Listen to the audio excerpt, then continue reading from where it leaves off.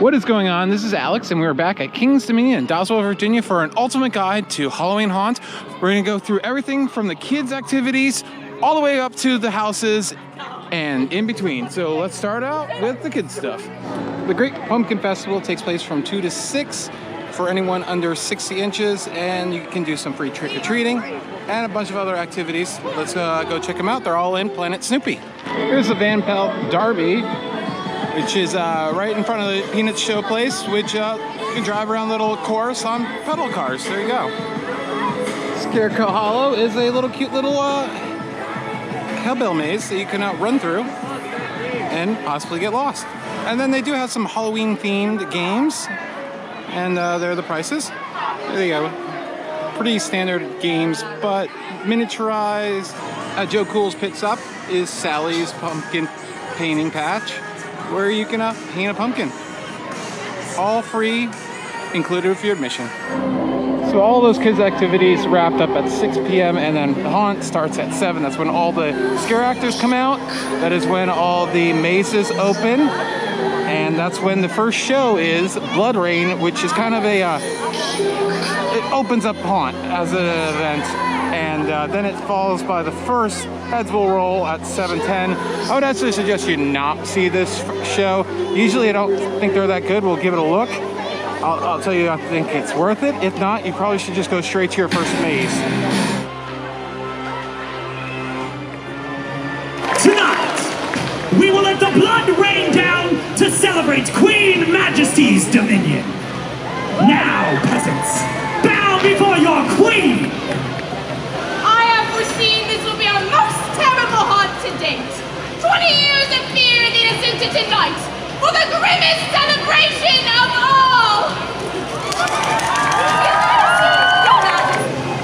Your Majesty, please let me put an end to this fool. Oh, well, certainly, if you'd like. But let's make it rather exciting, shall we?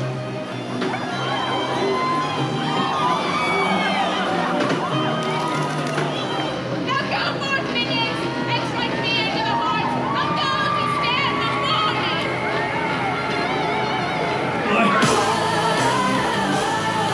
You're searching through the dark, your sweat soaking through the floor.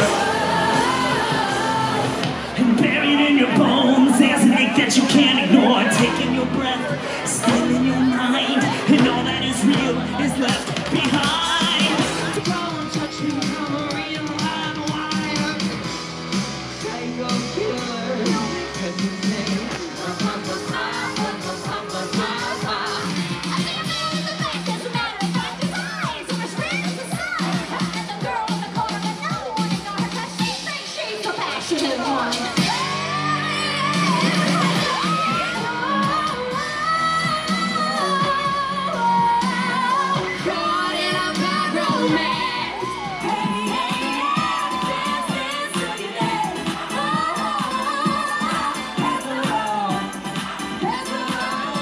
Obviously, we just saw Blood Rain and Heads Will Roll. Put up a little title so you know when Heads Will Roll started, but that was a fantastic show. I definitely suggest seeing it. The Blood Rain was cool, but I think you could, if you want to do all the mazes, I would definitely suggest skipping that and see Heads Will Roll a little bit later on when the mazes get really busy.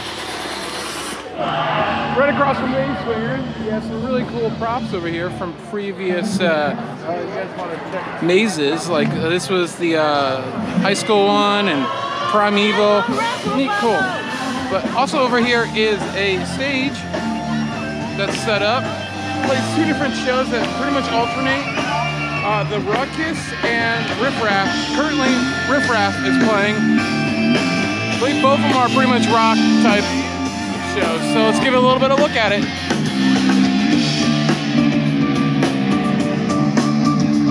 Well, I ain't evil, I'm just good looking. Start the fire and baby start cooking. I'm a hungry man, but I don't want pizza. I blow down your house and then I'm gonna eat ya. Right at the beginning of Apple Grove, they have a couple of little side shows over here. There are 3 different ones. They pretty much run the entire length of Haunt from 7 to midnight. no listed times. They just kind of show up. Right now we got a guy, you know, juggling fire. So that's pretty cool.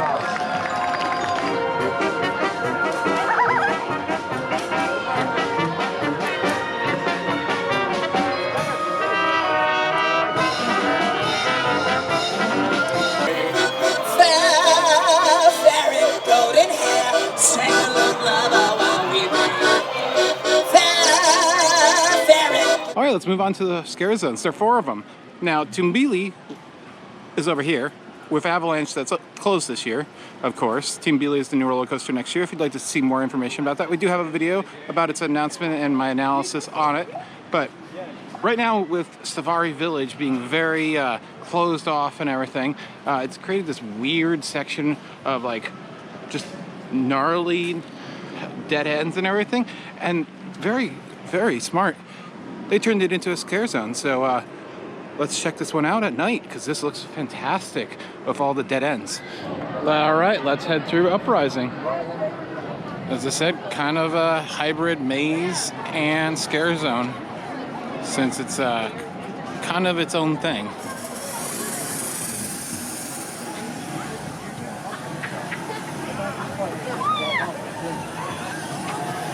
Looks like the actors are just like really bloodied.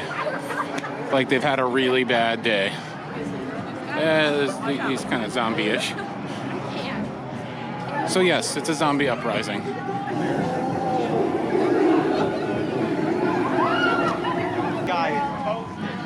Oh, Jesus.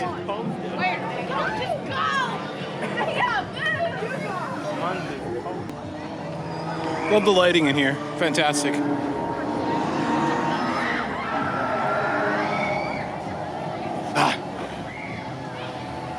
I definitely enjoyed that one. Nice. Hope they keep it. Here's Kleber Brothers, a scare zone. Basically just a bunch of clowns that are psychopaths and go crazy trying to kill you on the Midway. As usual, let's give a look at it at night. And now the freaks have come out terrorizing us. By the way, I'd just like to add that this is the busiest I've ever seen King's Dominion, ever. It is absolutely ridiculous, but they're still handling crowds pretty well as far as attractions go.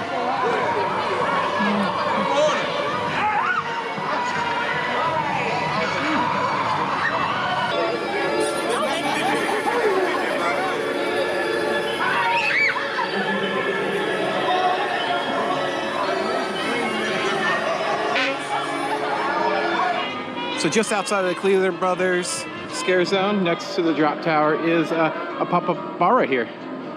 Awesome. In Old Virginia, right in front of the Shenandoah Log Flume, is Pumpkin Eater. This is new. Looks fantastic. Let's see what kind of... You got this scarecrows. Hello. Well, and old people.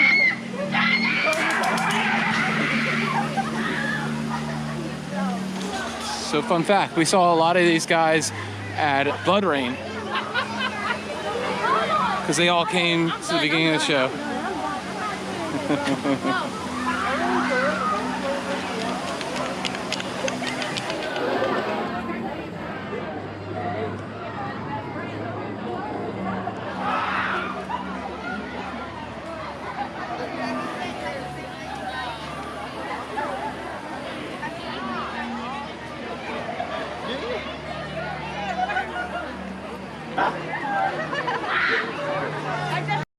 All right, the first scare zone that you're gonna come to is right at the base of the Eiffel Tower.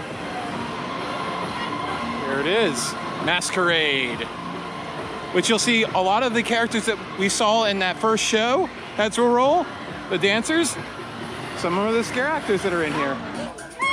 Welcome into the ball. Don't overstay your welcome. This isn't as much scary as it is a great place to get your picture taken of all these lovely ladies and men. Although they will try to scare you as well. Hello. Hi. Hello. There are 5 houses this year, and we're going to start with which is arguably probably the best one, Blood on the Bayou. We'll see how it is this year. Take it for a run. But if you want to see a Lights on tour, check out the link in the description below where we got a Lights on tour. It was pretty awesome to see this thing in detail.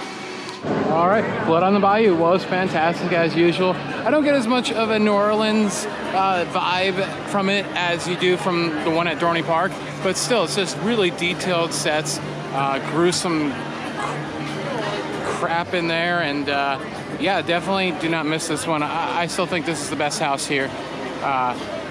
Yep. Waited about 45 minutes for it. They are Congo lining it, so you're not gonna have the individual groups. So the scares might not be as jumpy as it would be in previous years. Further creating an identity crisis for Grizzly, Grimwoods is taking over the shop right here. This new one, we'll see how it is. All right, so Grimwoods, it follows the old trail of the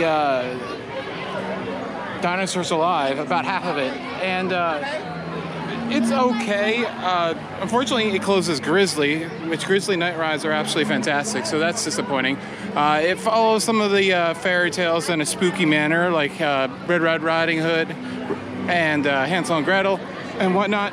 They do a Congo line, so you're not gonna have to wait very long, which is nice. But unfortunately, with the sets not being as detailed as Universal, who does Congo lines, where it's a constant flow of people, all the detail makes up for that. So Universal, I have always thought, is not that scary, and this wasn't either. But the sets are decent, but I don't think it makes up for it. It's okay. Definitely not the best one here, for sure. So yeah, the good thing is you'll be in it and out of it in 15 minutes. And Candy Apple Grove, just a stone's throw away from the Cleater Brothers Carnival, is Trick or Treat.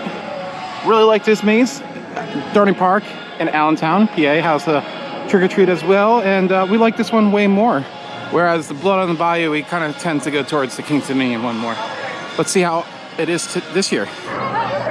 All right, so Trick or Treat is your witch-themed house, and it's fantastic. A little quiet in there. There's no music. I kind of wish there was some music, but details fantastic in there. Some pretty good scares. I got scared even though we're doing the Congo line, you know, just everyone just walking through as fast as possible, no groups. So you're not getting some of the individual like acting that you might get on a less busy night, but still loved it. So we'll move on to the next one. As most parks have, they've cut down on mazes this year, so you're not going to see mazes like usually the Dodgems close and they put a maze in here. We're down to 5. I'm pretty sure there were more last time. But you can always check out our tour and review from 2 years ago if you want to see what there was then. Once again, here's another location where there is not a maze this year. So if you're looking for one at Flight of Fear, there is not one this year. The maze I should have started this video out with is Cornstalkers, located right on International Street, next to the fountains, right next to the fantastic smelling Cinnabon. So yeah, this is your farmers going crazy in a maze. Let's see how it is this year. Haven't been through here in a few years now. All right, Cornstalkers, waited like 10 minutes, if that. I don't like it as much as ours at Dorney Park. I should stop comparing it to this one because you're probably just here for King's Dominion. But regardless, has a little bit of the farmer aspect to it, but not like the inbred element that Dorney has, which I really enjoy. Here, it's a little repetitive with the corn maze and the scares. For me, being seasoned, you know, going through so many of these, I could pick out where every single scare was going to be. But yeah, it was fun. It was nice. Especially since I only waited like 10 minutes. It wasn't that bad at all. The problem with this one, with the it being so narrow throughout the corridor, when you're trying to push this many people through, people can't move fast enough. So yeah, the scares are hard to come by. Although the women in front of me were quite scared, so to each their own, I guess. And our last house is No Vacancy Condemned, which is the inn at the Darkside Manor. All types of creepy things are going on in here. Enjoyed this in the past. Last few years they did this blackout thing where you had to have a flashlight and it had all the lights out. It was did not enjoy that, so I think that is done, and that's great. So let's see how it is back to its normal self. All right, that's Condemned, and that was the final house. and I really enjoyed that. Back with the lights on, all the details of that. You know, you're gonna check in, but you don't know if you're gonna check out. And one of my favorite things is we went through the laundry room, and there was just like a rotating sliders. I love this guy. It was like a rotating rack of arms, and then just like a dead body inside of the giant industrial size washing machines. It was fantastic. I loved it. As far as house order, I would go Blood on the Bayou, Condemned, Trick or Treat, the Woods one, and then Cornsuckers last. But really enjoyed the night. Got through the houses pretty quickly. All in all, just waited a little bit over 2 hours for the 5 houses, which is not too bad considering how busy it is today. So thanks for watching this guide. And a little bit more opinion than I usually do. But there we go. And there's a horse. This has been Alex for the Coaster Spot. If you'd like to see more guides like this, consider hitting that bell for instant notifications, subscribing, liking, and commenting down below. See you next time at another park.